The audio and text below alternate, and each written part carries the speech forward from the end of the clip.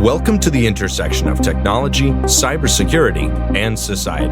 Welcome to ITSP Magazine. You're listening to a new episode of Stories from Space podcast, where your host, Matthew Williams, examines the history of human spaceflight, the breakthroughs that revolutionized our understanding of the universe and our place in it, and the brave individuals who work tirelessly to advance the frontiers of our understanding. Knowledge is power, now more than ever.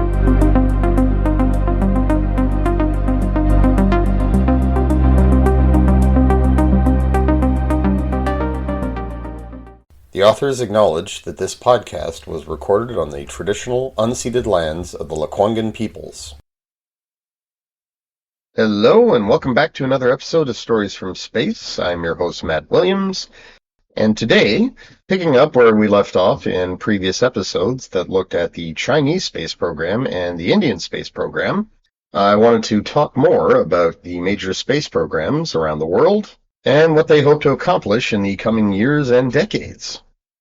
Originally, I'd hoped to do 2 episodes that would cover the history of NASA and its plans for the future, as well as the history of the Soviet and Russian space program and what they hope to accomplish in the near future. However, I realized that telling the history of one is really quite impossible without addressing the history of the other, so I decided to combine the two into a single segment that looks at the space race. Now, this will be a multi-part episode, simply because the subject matter, all the events, their significance, it's very hard to address all of that in a single 20 to 30 minute podcast. So, buckle up and be ready for a few installments here. Now, the roots of the space race and the development of both the American and Soviet space program, well, there's a lot of developments that go back pretty far, that predate the Cold War, in fact. For example, during World War II, rocketry advanced considerably, as both the Allies and Germans came up with applications for artillery. And this included the Soviet Katyusha launcher, essentially a truck with all these rails on top that fired off rockets. And the American military also had the T-34 Calliope, which was a rocket launcher similar to what the Katyusha had, and it was mounted on a Sherman tank. And these gave the Red Army and the Allied forces the advantage of saturation firepower, which was admittedly not too accurate, but very frightening and very good at clearing enemy positions and fortified locations. However, the most impressive development of rocket technology was with the German Vergeltungswaffe 2, otherwise known as the V-2 rocket. And the name itself translates in German to retaliatory weapons or reprisal weapons. But to the Allies, they're typically called vengeance weapons. The V-2 was the world's first guided ballistic missile. It had been developed by German rocket scientist Wernher von Braun, who himself was inspired by the Hungarian physicist and rocket pioneer Hermann Oberth. And Oberth, alongside such luminaries as Konstantin Tsiolkovsky, Robert H. Goddard, and Robert Esnault Pelterie, were all regarded as the forefathers of modern rocketry. And with the defeat of Nazi Germany, both the Western Allies and Soviets were scrambling pretty hard trying to capture as many of the German rocket scientists as possible.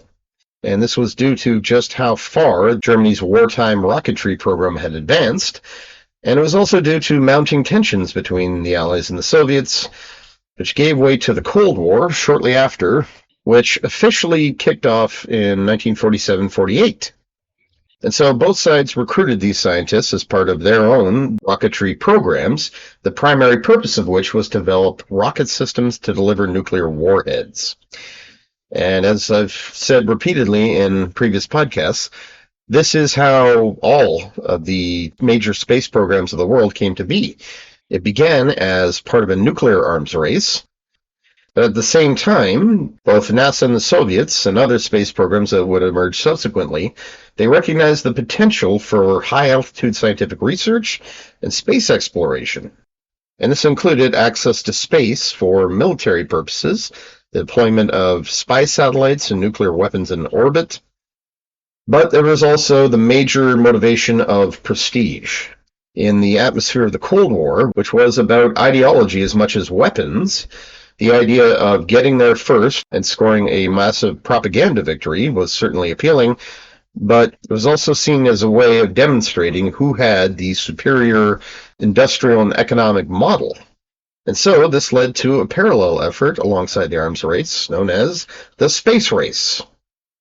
And in the US, during the late 1940s and early 50s, the development of aerospace and aeronautic technology was overseen by the National Advisory Committee for Aeronautics, or NACA, which was NASA's precursor. And during this time, their research primarily consisted of high-altitude flights with supersonic aircraft. Meanwhile, in the Soviet Union, their rocketry program was pursued under the leadership of Sergei Korolev, who remained the chief designer of all Soviet rockets until his death in 1966. And Korolev, along with the assistance of the German rocket scientist Helmut Grotrup, developed the Soviets' own version of the V-2 rocket, which was known as the R-1. And this launch vehicle was first revealed in 1951. Like the V-2, it was a single-stage rocket that relied on an adaptation of the V-2 engine, so it burned ethanol and liquid oxygen as propellant. However, Korolev quickly recognized the need for ballistic missiles that had more range and capability than the R-1 could deliver.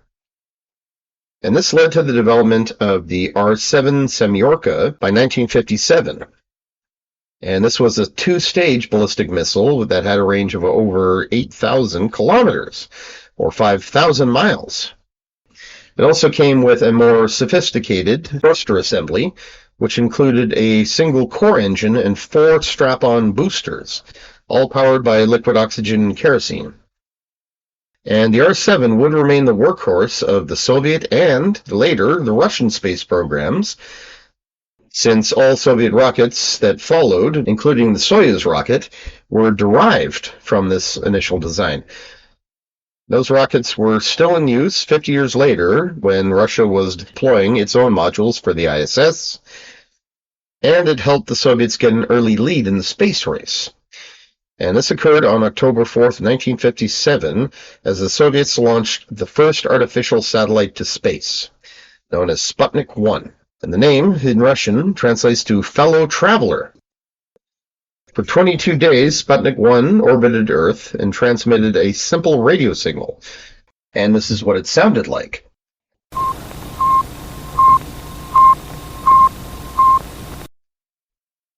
Eventually, it completed 144 orbits before burning up in Earth's atmosphere roughly 3 months after launch. And this was followed by a second Sputnik launch on November 3rd, 1957, which carried the first animal sent to space.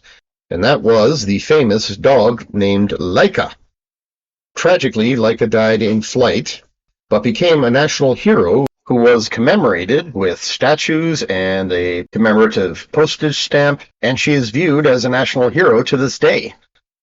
In any case, the launch of the Sputnik program encouraged the United States to kick their efforts into high gear, and this resulted in President Eisenhower signing the National Aeronautics and Space Act on July 28, 1958.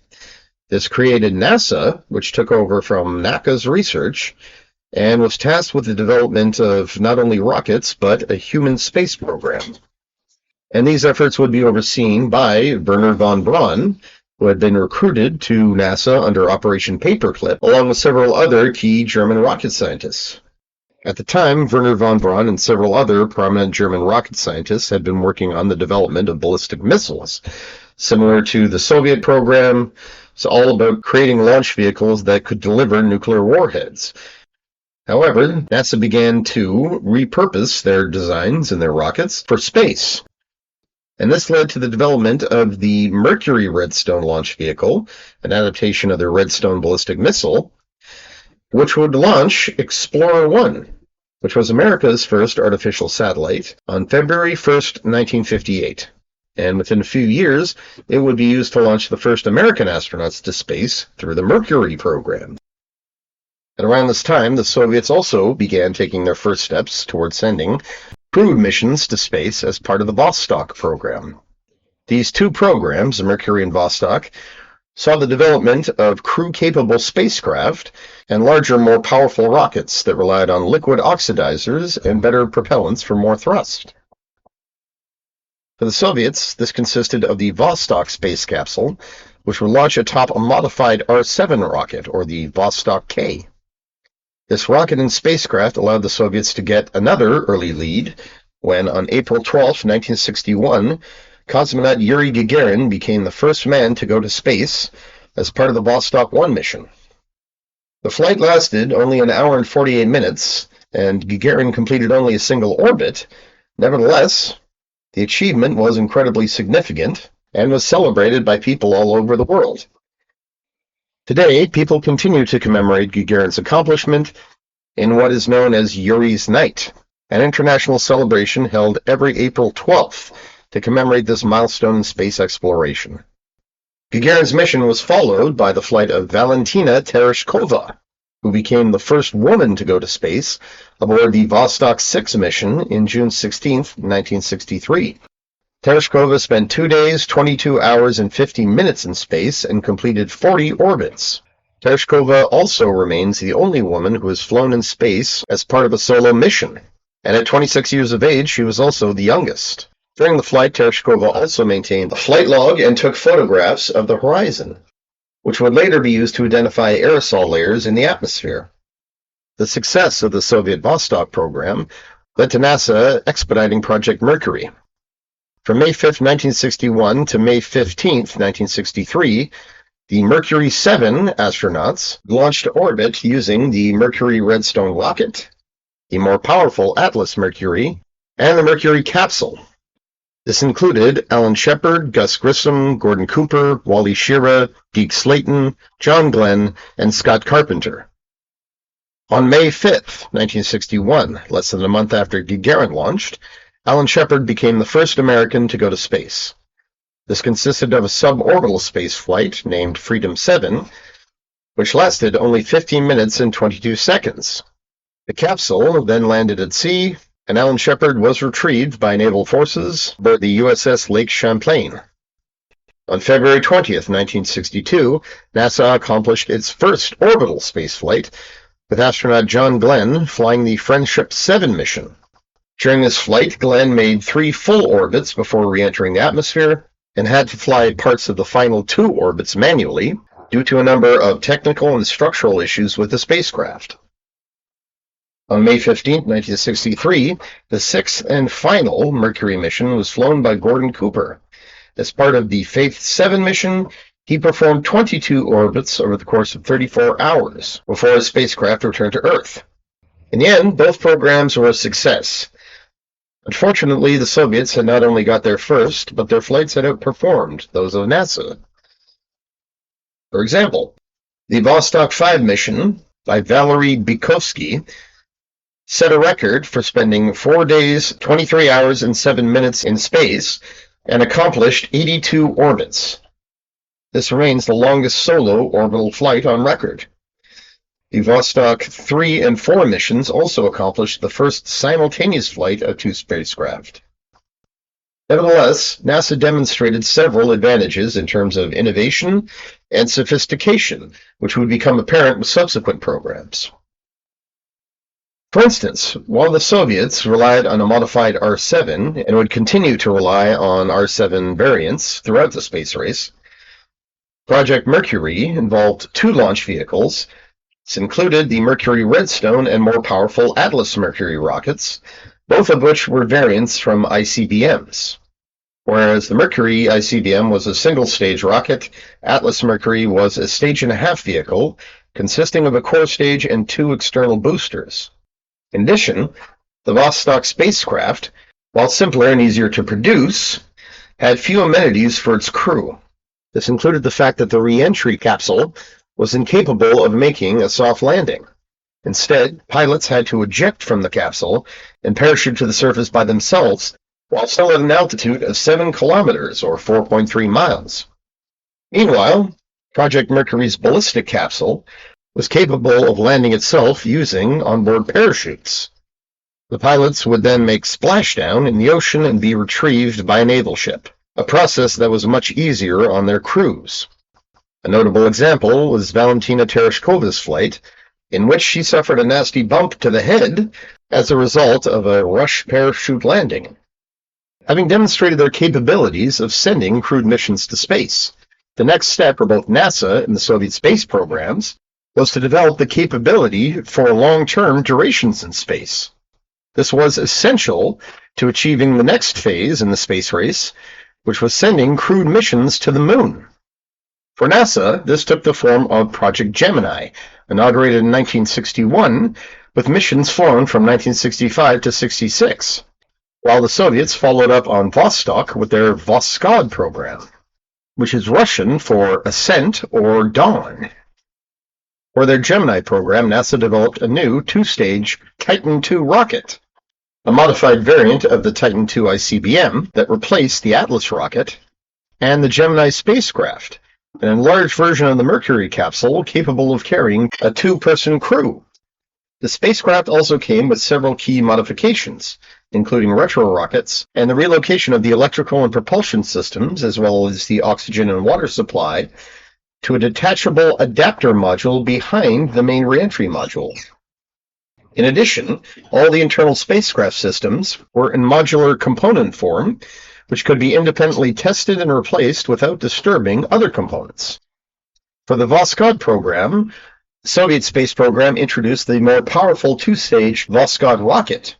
This was also derived from the R-7 booster, but was based largely on the previous Molniya ICBM, which possessed a more powerful upper stage compared to other variants of the R-7 booster. The Voskhod spacecraft was also a variant of the Vostok spacecraft, with several key modifications. This included the removal of the ejection seat and the inclusion of a parachute system, which meant the pilots no longer needed to bail out during re-entry. It also featured a backup solid-fuel retro rocket atop the descent module, while the pilot seat was replaced with a couch that could accommodate 2 to 3 cosmonauts.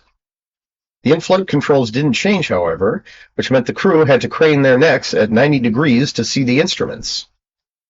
Later versions of the Voskhod spacecraft would include an inflatable exterior airlock added to the descent module, as well as solid-fuel braking rockets that would ensure a softer landing. However, the Voskhod spacecraft had no launch abort system, so that the crew could not escape in the event of a malfunction. However, being relatively lightweight, the Voskhod spacecraft could also be launched into a much higher orbit. Again, the Soviets managed to take an early lead, with their first mission launching on October 12, 1964, several months ahead of the first crewed Gemini flight, which took place in March of 1965. However, only 2 flights were flown as part of the program between 1964 and 65, the Voskhod 1 and 2 missions.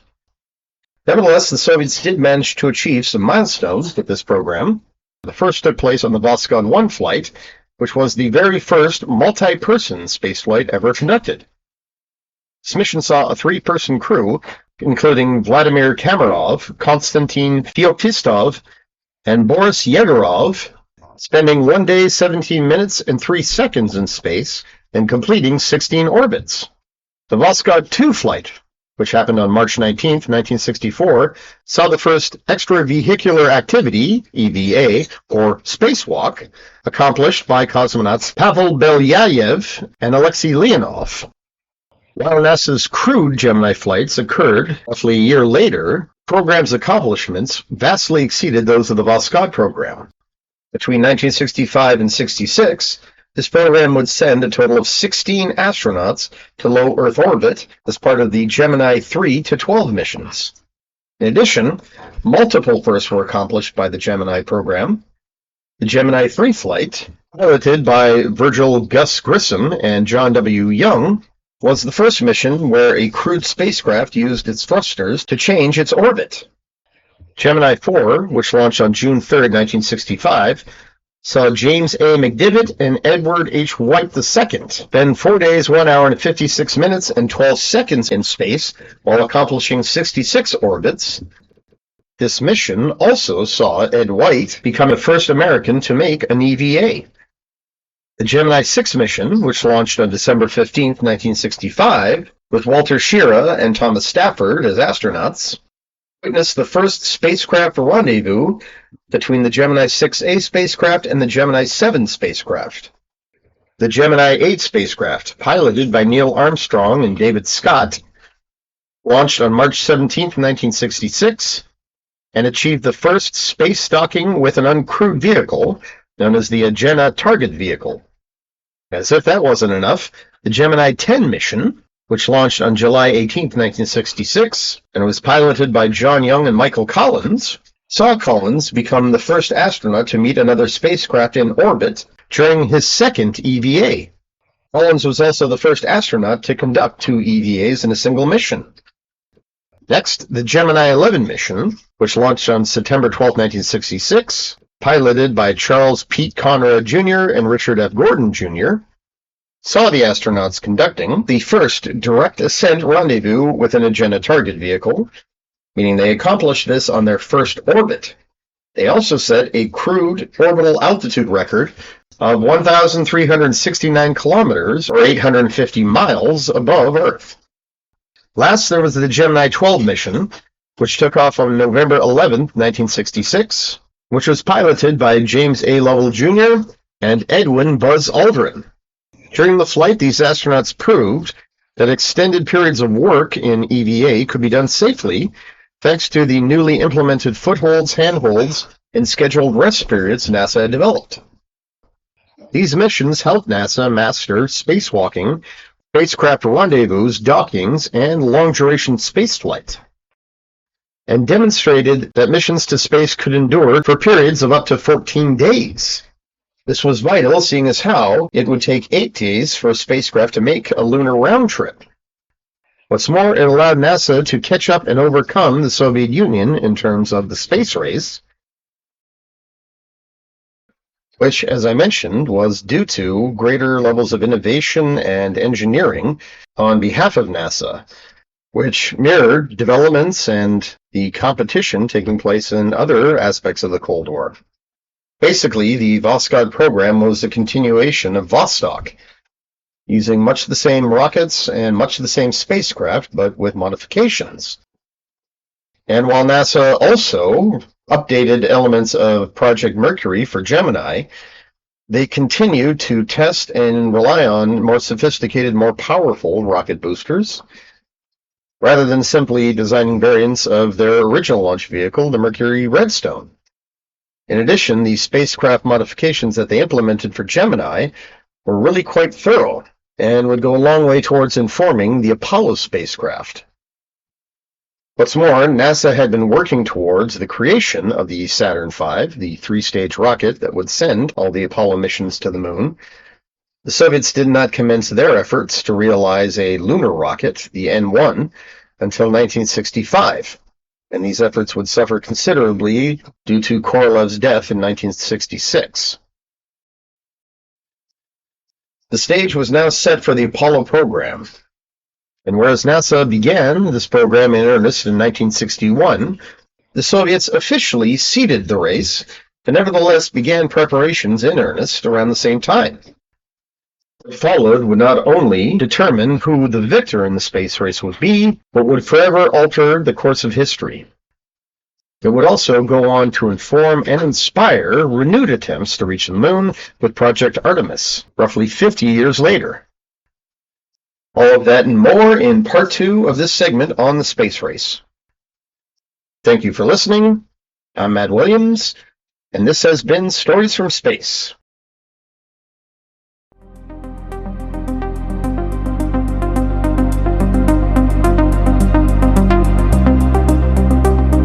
We hope you enjoyed this episode of Stories from Space podcast with Matthew Williams.